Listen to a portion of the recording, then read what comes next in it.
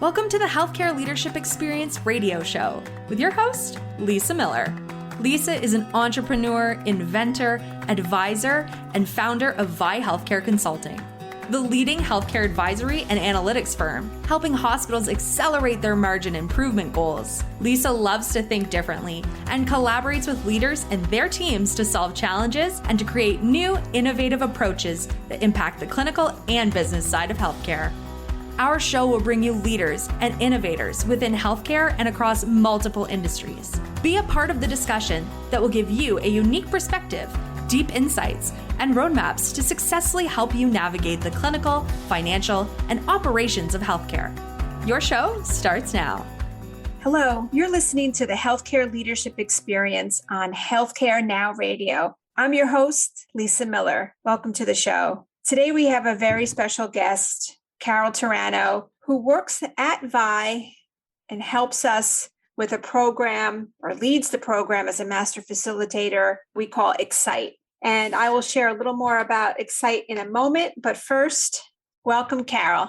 Thank you, Lisa. It's a pleasure to be here. I'm happy to be talking with you. Great. So as just an entree into what we're going to talk about today, which is experiential learning and the physicality of being on a ropes course and integrating that into a learning atmosphere, can you give everybody your career, your experience? It's a little more diverse and interesting, and just how you became to, add experiential learning and being a ropes course instructor into your career.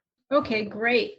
So I'm a licensed social worker. So I did therapy with teenagers and families and adults for years through a grant-funded program that was based in a school district. It was really an interesting profession because we had the ability to do various things. We were able to implement all kinds of programming that we thought would help families, individuals grow therapeutically. So I did that. I was a college athlete prior to, my work experience, my professional work experience. That's kind of my background. That's where I came from. So interesting, because I picked up a nuance I hadn't thought about previously, and I want to bring it into the conversation. What made you decide that you wanted to add ropes course to your kind of expertise and your skill set, since you are a social worker, you're a therapist, you work with kids really, and kind of helping them through their challenges? I think there's an interesting correlation there. What made you decide to become an instructor and really also teach and help other people become instructors?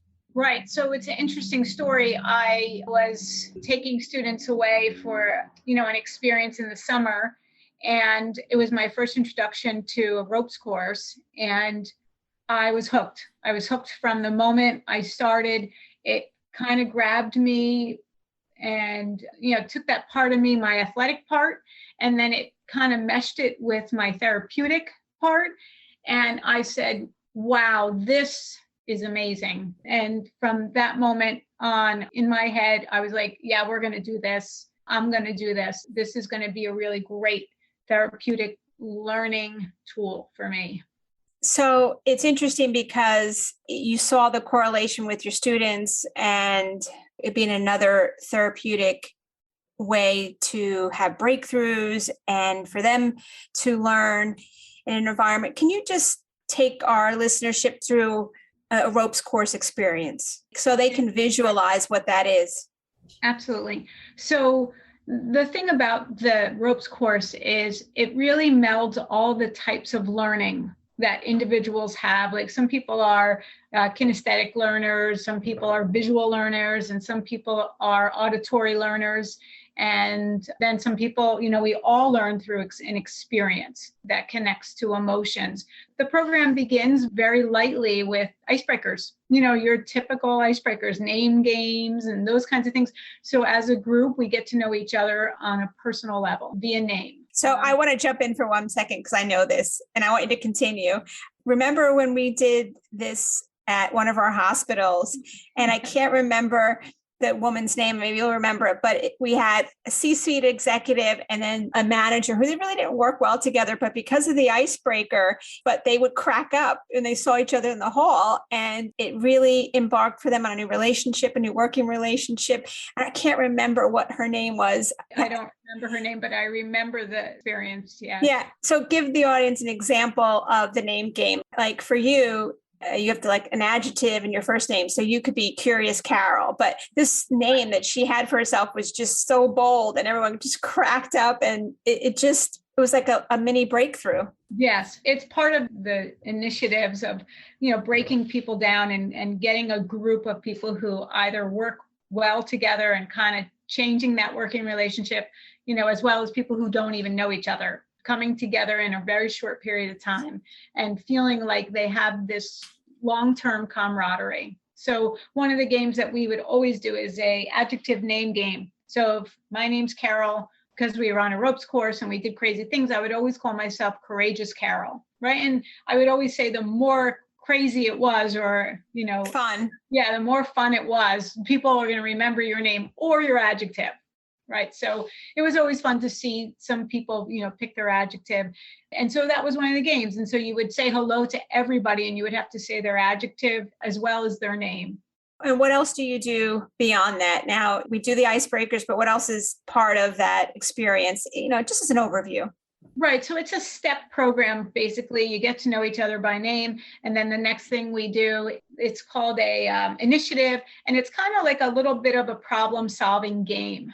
Right. So it kind of moves them into the problem solving or the brainstorming or the working together and creating this communication that they need to use. We had rules. You couldn't say mean things to people. If you said something that was a negative comment to somebody, you owed them, a put up. So well, it's not even mean. We have a culture of kidding around, but our kidding around is a backhanded meanness, so you don't even allow that. You don't even allow, just people in a slight way to do a tear down. Everything is, and you have to owe them a couple of pick-me-ups, put-ups. Yeah. So, and a put-up can't be like, I like your shoelaces. It's fun and people crack up, but I think that always, for me, reminded me of our use of language. And, if we really want to engage in a way, we've got to be positive. And sometimes we don't do that so well. Right. It recreated the boundaries for the communication for the group to really feel comfortable to share ideas or thoughts without feeling, somebody's going to put me down. So anytime there was a put down,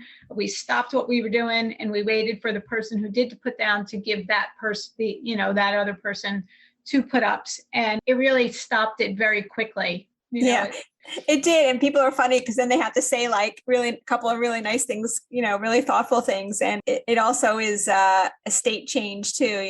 It did stop things right away. So this leads me into really the heart of our conversation today. And my second question. And so about 15 or so years ago, I came to you and said, what if we could bring your outdoor experiential training ropes course inside? Now, we've taken some hospitals and we've done some of those activities, and you've done it quite a bit, not just for teens, you've done it for businesses, colleges. But I thought, wouldn't it be unique if we could take this outdoor experience and bring it inside in like a 2-hour workshop? We call it Excite. It's between 12 and 14 people. Could we replicate that indoors? And you at the time, you were like, no, Lisa, this can't be done. The whole purpose is to be outside. Look, at VIE, we've done it. We've got great stories because we've done it, I think twice now. And we did it. You did it. Together, we kind of put together Excite, which is, engaging employees for excellence and continuous improvement for their ideas and innovation within team environment. So it's a little long, but it gets to the heart of the matter. So can you talk about maybe at first when I said, can you bring this inside, indoors? Could we replicate it? And then, your thoughts as really it was successful. It is successful.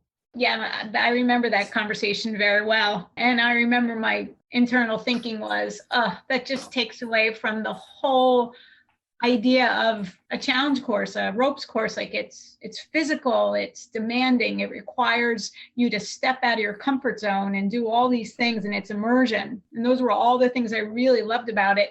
And I thought, this can't really be done to the level that I would like to do it.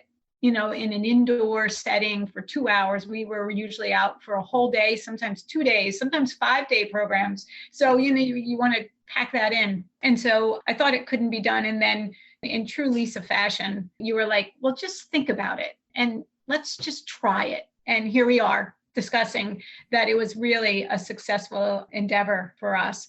And, we just had to change it. And I had to look at it because the people that we were going to do the program with didn't know what I knew that they weren't getting.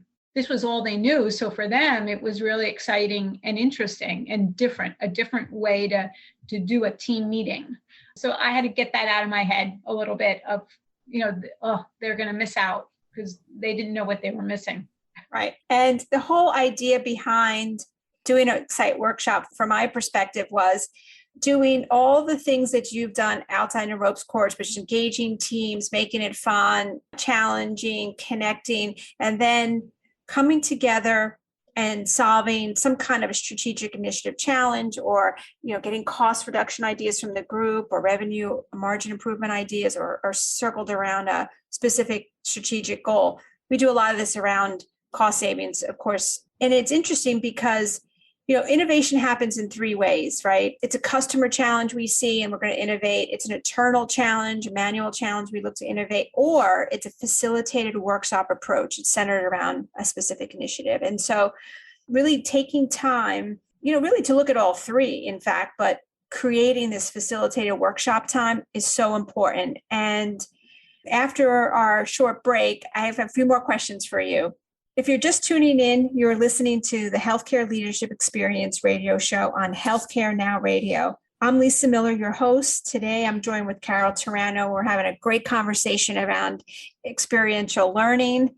I have a challenge for her soon to answer, and we're really discussing innovative approaches to solving challenges in this experiential environment. The show is sponsored by VIE Healthcare Consulting, the leading healthcare advisory and analytics firm, helping hospitals accelerate their margin improvement goals.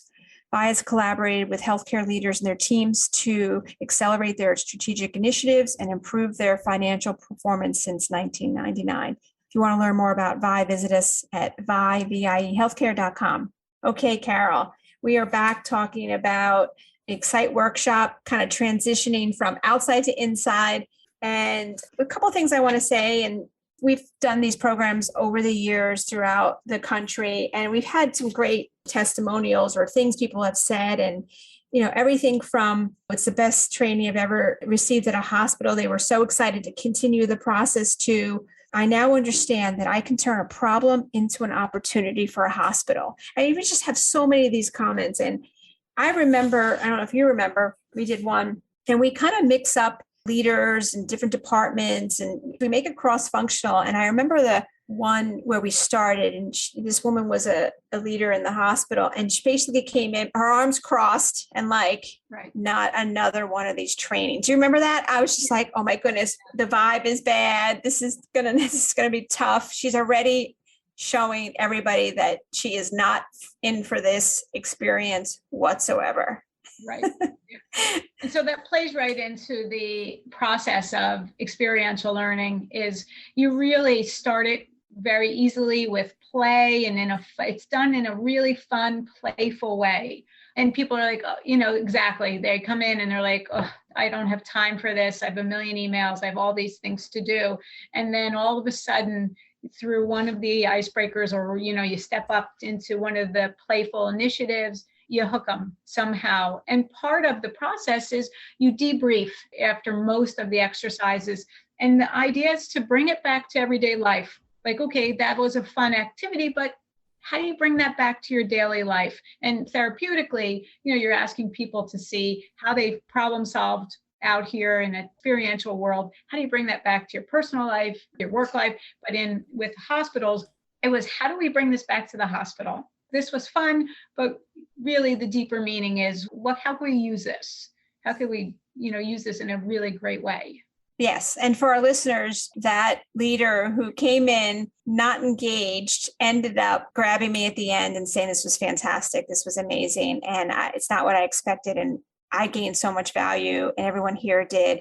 And she approached me afterwards. So that's not an uncommon comment. And that's why I'm so excited to do the Excite programs, because you get to see these transformations within 2 hours. You get to hear people give ideas that you would never get. You just wouldn't. You get it in that environment. And this is a workshop that really is led by leadership. So they're seeing the ideas. It's very well implemented. And people feel good. I mean, they want to help, but they don't have the vehicle. And sometimes even the vehicle is not enough. It's the governorship or, the leadership saying, I want to hear what everyone has to say, because everyone is important part of the process. So my next question is for you.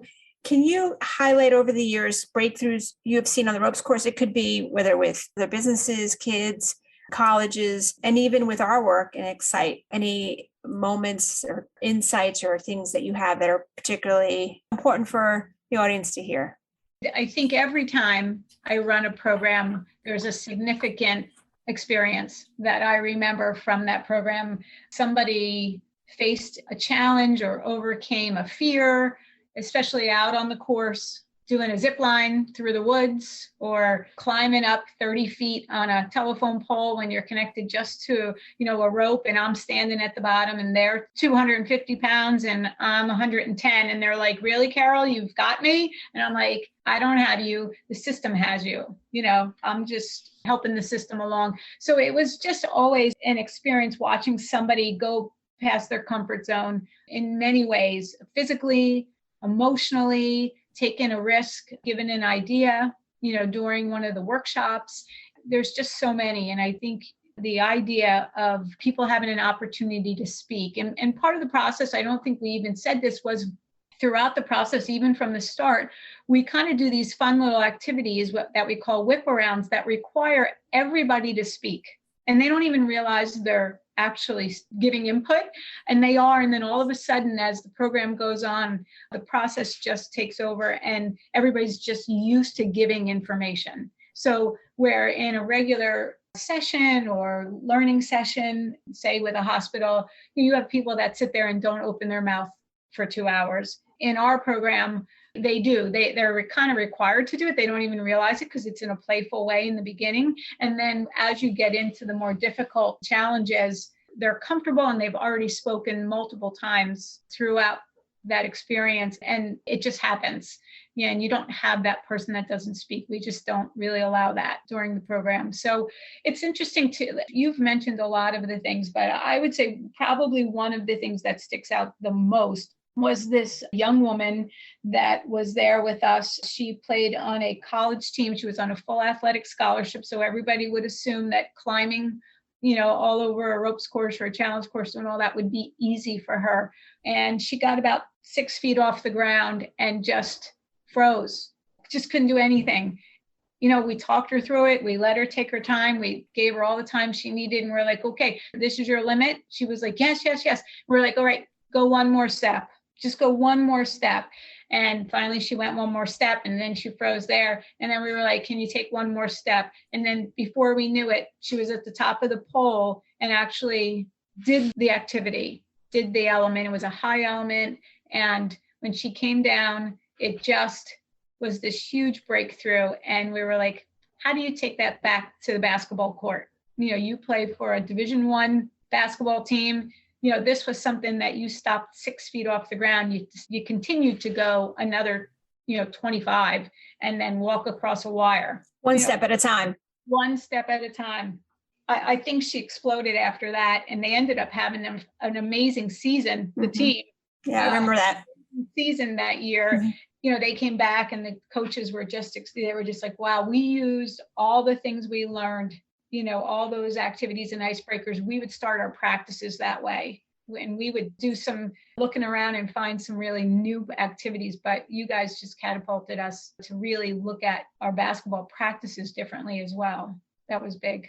That's a great story. I had one in mind, but I'm not going to tell it because that one is so great that I want everyone to hear it again and think about it. It's so extraordinary. And so We have one final question as we wrap up, but I do want everyone to know that, the reason why I felt like bringing it in the hospital was so important. It was that there is a certain physicality on the ropes course, and not to say that everyone can't do it, but I think there are limitations. So I thought, well, how could everybody gain the value and the experience of doing a workshop like this without having the physicality? And so that was a secondary reason, not that we couldn't offer this outside to hospitals, but I think there are some limitations. So I think the indoor Excite program really allows that, to not have the elements of the high, the zip, and all these other things that probably might limit some people, Yes, I agree. And we just gave them the different challenges that really affected them, their organization. That's right.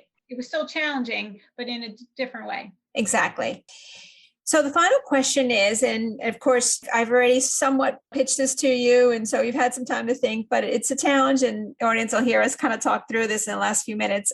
Now it's 2022, and we've all been through COVID, unfortunately, still going through the challenges of the pandemic.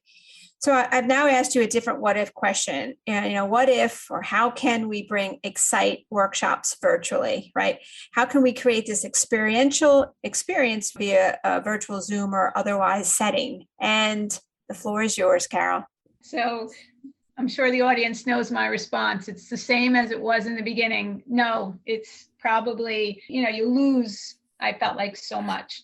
But again, I'm going to have to come back to the fact that the audience that's stepping into a virtual learning experience doesn't know what they're missing. Or what the other opportunities are, right? Or what the others look like, right? And so, I would initially say no, but now seeing other people do virtual immersion experiences, one being like a Tony Robbins, it's hard to say, how do you do a Tony Robbins seminar, 5-day seminar virtually and really get the full experience? And I think it's possible. So I have a question for you. So that's a great example. So Tony Robbins now, is doing these virtual workshops, which he swore he would never do. He said, absolutely not, I'll never do it. So when his business is really, or one of his businesses is to be out and engaging with people in large stadiums and large venues. And so when 2020 happened, he said, okay, I'm going to go to Vegas. He'll never close down Vegas. Vegas closed. I'm going to go to movie theaters and I'll have the virtual experience. They closed movie theaters. Okay, I'm going to take it to churches. They'll never close churches. They close churches. So it forced him, just like I'm saying to you now, to think of something different. For those who don't know, I would check it out. Tony does. He created a whole new area, an office, or I should really say a building, where he could have literally hundreds of thousands of people in this very experiential Zoom room. And he has people come in to keep the energy high. And he has recreated a virtual event that has the same energy as if you were in a regular Tony event. And it's remarkable. And you've experienced it. So have I. And until you experience it, you wouldn't think that he could maintain that energy and the connections and everything he does, but he does. He connects with the audience, and now he's able to connect with millions more people than he could ever connect with. Exactly. And I had been to seminars live and thought, it's almost impossible. I just didn't think it was possible. And he did it. He was able to do it. It's a different experience, but it's still a really great experience. And he really was able to get people totally immersed, and it was amazing. So I think it's possible. Yes, I'm going to say yes. Okay, so you have to say yes. So everybody's listening now. In 2022, Carol will be creating or recreating our Excite program, our Excite workshop. It's going to be a virtual Excite workshop. And we'll be working on that the next 90, 120 days, probably ready for second quarter. And we'll be hearing more about that. Carol, this was fun. I really enjoyed you being on our radio show. And if you want to learn more about Carol's work at VIE with her Excite workshop, you can reach out to me to learn more about the workshop in general, but I'm available on LinkedIn or lmiller@viehealthcare.com. And if you've got suggestions on future programming or topics you want to talk about, please let me know. This radio show is for you, and we want to continue to bring innovative conversations and people onto the show, and people can collaboratively learn together. So thank you for listening to the Healthcare Leadership Experience radio show on Healthcare Now Radio. I'm Lisa Miller, the host. Please join us for other radio shows, and you can listen to the Healthcare Leadership Experience on other podcast apps. Thank you.